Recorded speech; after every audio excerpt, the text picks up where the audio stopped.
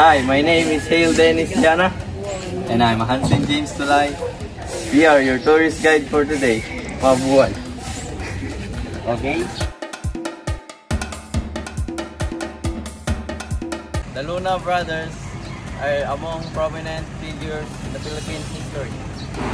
Juan Luna is also the brother of General Antonio Luna, who also fought for the Philippines' independence against the Americans.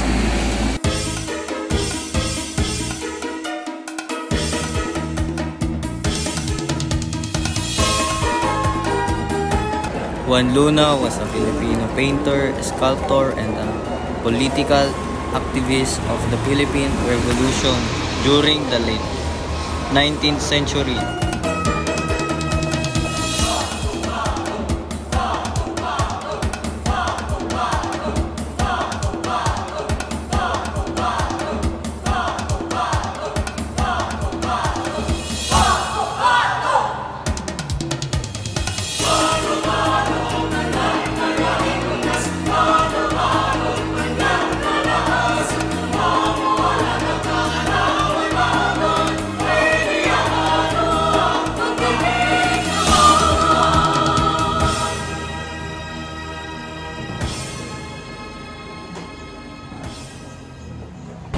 At dito pinanganak si Juan Luna.